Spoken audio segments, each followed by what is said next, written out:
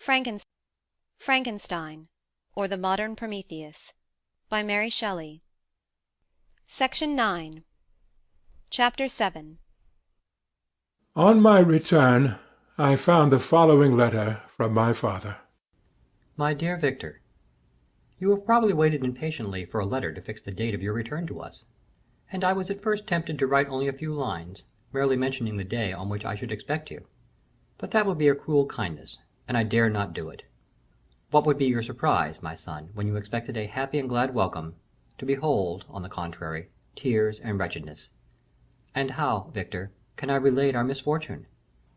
Absence cannot have rendered you callous to our joys and griefs, and how shall I inflict pain on my long-absent son? I wish to prepare you for the woeful news, but I know it is impossible.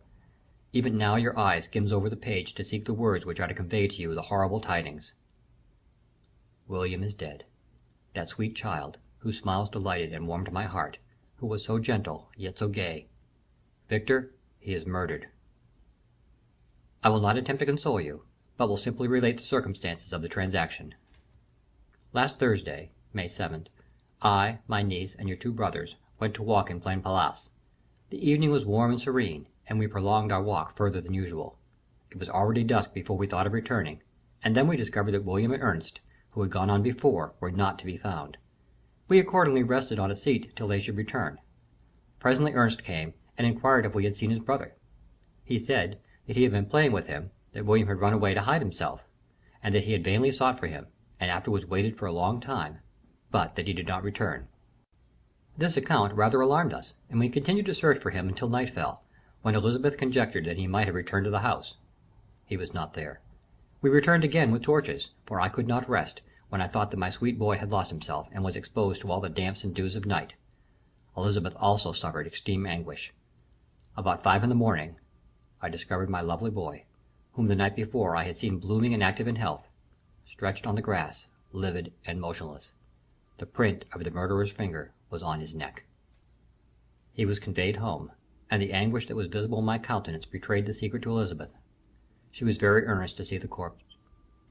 At first I attempted to prevent her, but she persisted, and entering the room where it lay, hastily examined the neck of the victim, and clasping her hands, exclaimed, "O God! I have murdered my darling child!" She fainted, and was restored with extreme difficulty. When she again lived, it was only to weep and sigh. She told me that same evening William had teased her to let him wear a very valuable miniature that she possessed of your mother.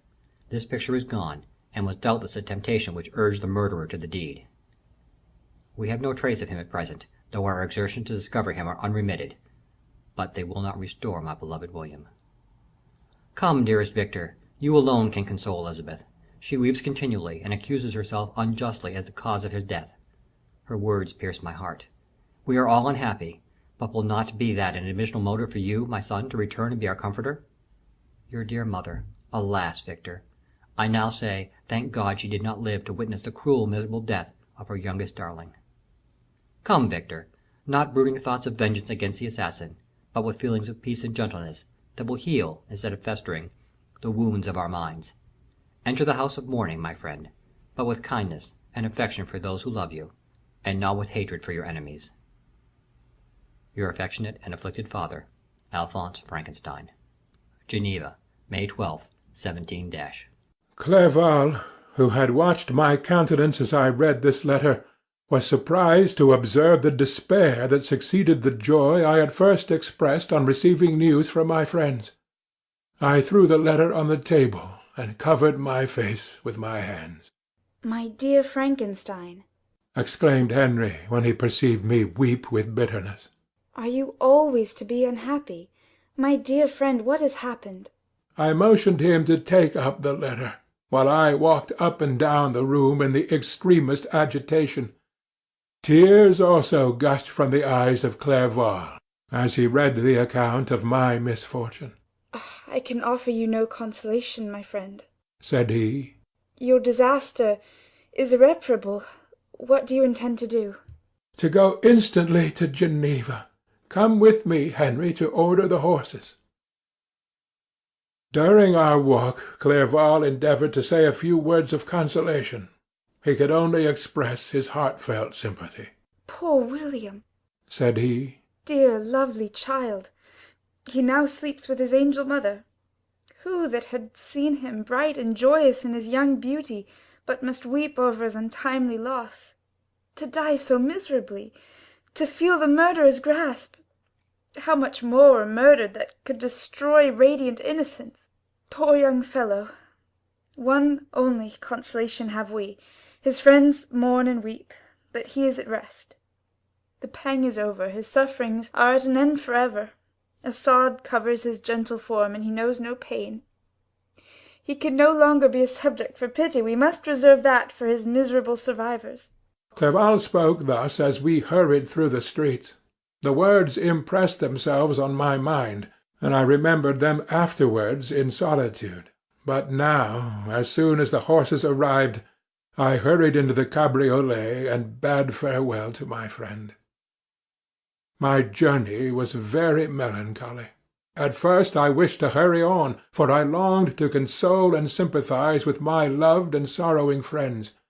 But when I drew near my native town, I slackened my progress. I could hardly sustain the multitude of feelings that crowded into my mind. I passed through scenes familiar to my youth, but which I had not seen for nearly 6 years. How altered everything might be during that time! One sudden and desolating change had taken place, but 1,000 little circumstances might have by degrees worked other alterations, which, although they were done more tranquilly, might not be the less decisive. Fear overcame me. I dared no advance, dreading 1,000 nameless evils that made me tremble, although I was unable to define them. I remained 2 days at Lausanne in this painful state of mind. I contemplated the lake. The waters were placid, all around was calm, and the snowy mountains, the palaces of nature, were not changed. By degrees the calm and heavenly scene restored me, and I continued my journey towards Geneva. The road ran by the side of the lake, which became narrower as I approached my native town. I discovered more distinctly the black sides of Jura and the bright summit of Mont Blanc. I wept like a child. Dear mountains, my own beautiful lake, how do you welcome your wanderer? Your summits are clear, the sky and lake are blue and placid. Is this to prognosticate peace, or to mock at my unhappiness? I fear, my friend, that I shall render myself tedious by dwelling on these preliminary circumstances. But they are days of comparative happiness, and I think of them with pleasure. My country, my beloved country, who but a native can tell the delight I took in again beholding thy streams, thy mountains, and more than all, thy lovely lake? Yet as I drew nearer home, grief and fear again overcame me. Night also closed around, and when I could hardly see the dark mountains, I felt still more gloomily. The picture appeared a vast and dim scene of evil, and I foresaw obscurely that I was destined to become the most wretched of human beings. Alas! I prophesied truly, and failed only in one single circumstance, that in all the misery I imagined and dreaded, I did not conceive the 100th part of the anguish I was destined to endure. It was completely dark when I arrived in the environs of Geneva. The gates of the town were already shut, and I was obliged to pass the night at Sécheron, a village at the distance of half a league from the city. The sky was serene, and, as I was unable to rest, I resolved to visit the spot where my poor William had been murdered. As I could not pass through the town, I was obliged to cross the lake in a boat to arrive at Plainpalais. During this short voyage I saw the lightning playing on the summit of Mont Blanc in the most beautiful figures. The storm appeared to approach rapidly, and on landing I ascended a low hill, that I might observe its progress. It advanced. The heavens were clouded, and I soon felt the rain coming slowly in large drops, but its violence quickly increased.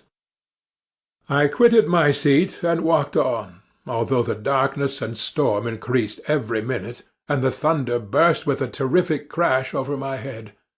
It was echoed from Salève, the Jurus, and the Alps of Savoy.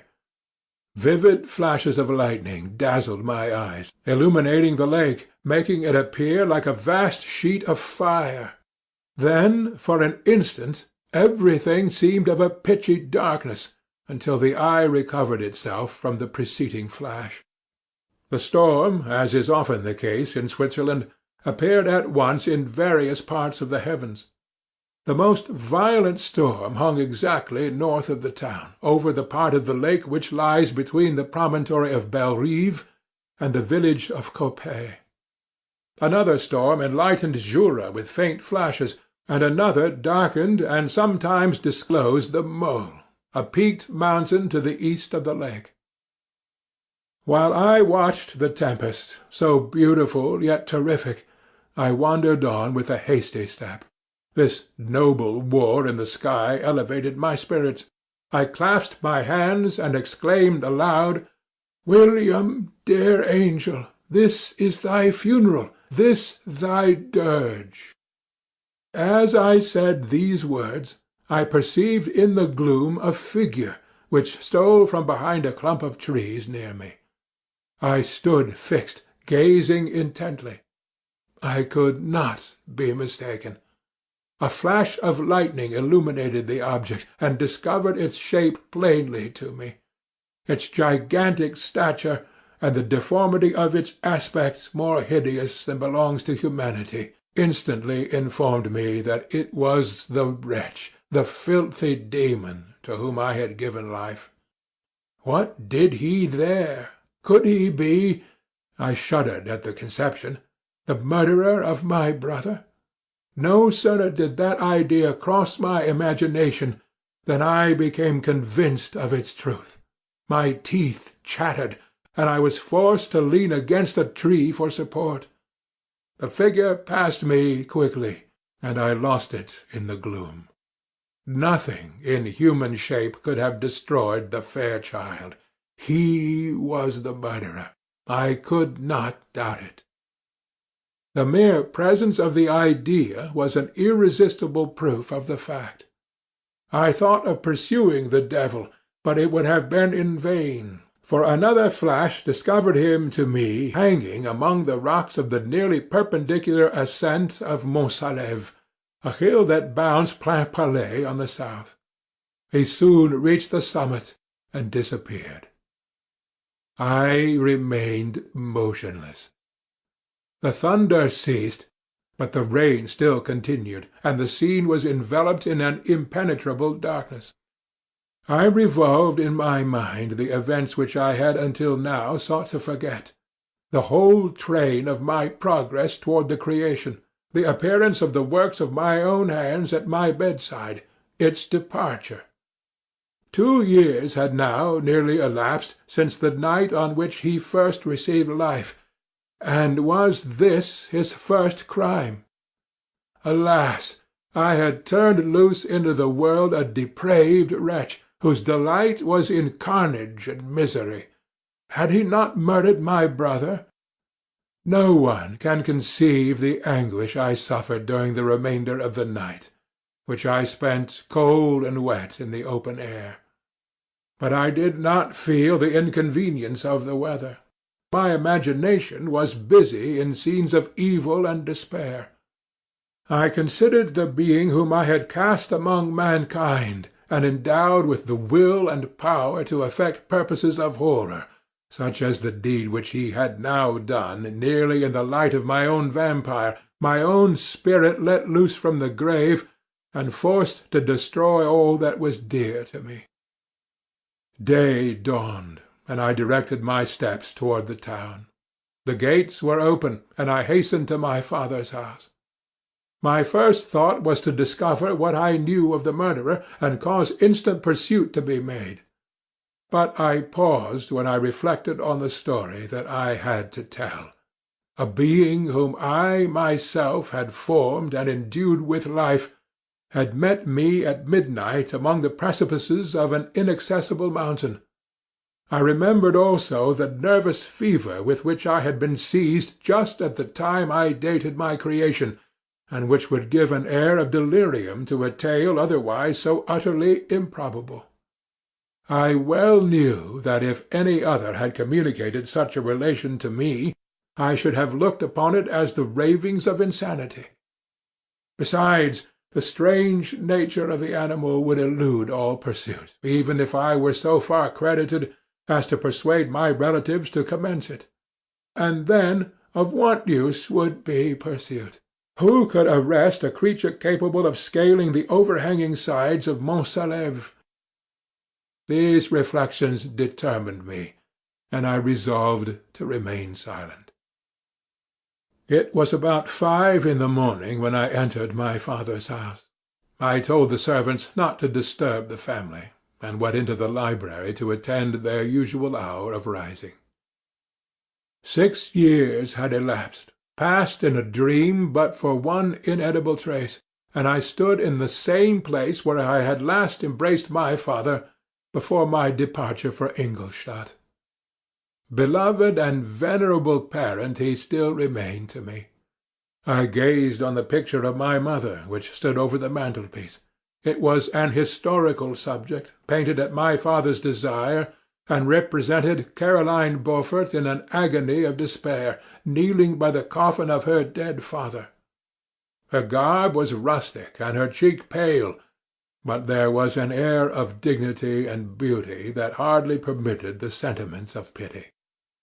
Below this picture was a miniature of William, and my tears flowed when I looked upon it. While I was thus engaged, Ernest entered. He had heard me arrive, and hastened to welcome me. "Welcome, my dearest Victor," said he. "Oh, I wish you had come 3 months ago, and then you would have found us all joyous and delighted. You come to us now to share a misery which nothing can alleviate, yet your presence will, I hope, revive our father, who seems sinking under his misfortune, and your persuasions will induce poor Elizabeth to cease her vain and tormenting self-accusations. Poor William! He was our darling and our pride." Tears, unrestrained, fell from my brother's eyes. A sense of mortal agony crept over my frame. Before, I had only imagined the wretchedness of my desolated home. The reality came on me as a new and a not less terrible disaster. I tried to calm Ernest. I inquired more minutely concerning my father, and here I named my cousin. "She, most of all," said Ernest, "requires consolation. She accused herself of having caused the death of my brother, and that made her very wretched. But since the murder has been discovered—" "The murderer discovered? Good God! How can that be? Who could attempt to pursue him? It is impossible. One might as well try to overtake the winds, or confine a mountain stream with a straw. I saw him too. He was free last night." "I do not know what you mean," replied my brother, in accents of wonder. "but to us the discovery we have made completes our misery. No one would believe it at first, and even now Elizabeth will not be convinced, notwithstanding all the evidence. Indeed, who would credit that Justine Moritz, who was so amiable and fond of all the family, could suddenly become so capable of so frightful, so appalling a crime?" Justine Moritz! Poor, poor girl! Is she the accused? But it is wrongfully. Every one knows that. No one believes it, surely, Ernest. "No one did at first, but several circumstances came out that have almost forced conviction upon us, and her own behaviour has been so confused as to add to the evidence of facts a way that I fear leaves no hope for doubt. But she will be tried to-day, and you will then hear all." He then related that the morning on which the murder of poor William had been discovered, Justine had been taken ill and confined to her bed for several days. During this interval, one of the servants, opening to examine the apparel she had worn on the night of the murder, had discovered in her pocket the picture of my mother, which had been judged to be the temptation of the murderer. The servant instantly showed it to one of the others, who, without saying a word to any of the family, went to a magistrate, and upon their disposition Justine was apprehended. On being charged with the fact, the poor girl confirmed the suspicion in a great measure by her extreme confusion of manner. This was a strange tale, but it did not shake my faith, and I replied earnestly, "You are all mistaken. I know the murderer. Justine, poor good Justine, is innocent." At that instant my father entered. I saw unhappiness deeply impressed on his countenance, but he endeavoured to welcome me cheerfully, and, after we had exchanged our mournful greeting, would have introduced some other topic than that of our disaster, had not Ernest exclaimed, "Good God, papa! Victor says that he knows who was the murderer of poor William." We do also, unfortunately. replied my father. For indeed I had rather have been for ever ignorant than have discovered so much depravity and ingratitude in one I valued so highly. "My dear father, you are mistaken. Justine is innocent." If she is, God forbid that she should suffer as guilty. She is to be tried today, and I hope, I sincerely hope, that she will be acquitted. This speech calmed me. I was firmly convinced in my own mind that Justine, and indeed every human being, was guiltless of this murder. I had no fear, therefore, that any circumstantial evidence could be brought forward strong enough to convict her. My tale was not one to announce publicly. Its astounding horror would be looked upon as madness by the vulgar. Did any one indeed exist except I, the Creator, who would believe, unless his senses convinced him, in the existence of the living monument of presumption and rash ignorance which I had let loose upon the world? We were soon joined by Elizabeth. Time had altered her since I last beheld her. It had endowed her with loveliness surpassing the beauty of her childish years. There was the same candour, the same vivacity, but it was allied to an expression more full of sensibility and intellect. She welcomed me with the greatest affection. "Your arrival, my dear cousin," said she, "fills me with hope. You perhaps will find some means to justify my poor guiltless Justine. Alas! who is safe if she be convicted of crime? I rely on her innocence as certainly as I do upon my own. Our misfortune is doubly hard to us. We have not only lost that lovely, darling boy, but this poor girl, whom I sincerely love, is to be torn away by even a worse fate. If she is condemned, I never shall know joy more. But she will not. I am sure she will not. And then I shall be happy again, even after the sad death of my little William." "She is innocent, my Elizabeth," said I, "and that shall be proved. Fear nothing, but let your spirits be cheered by the assurance of her acquittal." "How kind and generous you are!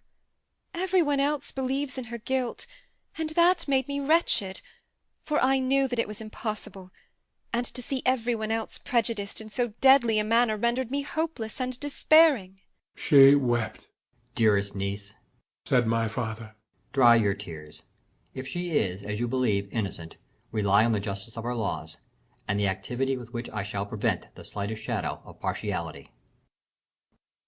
End of Section 9.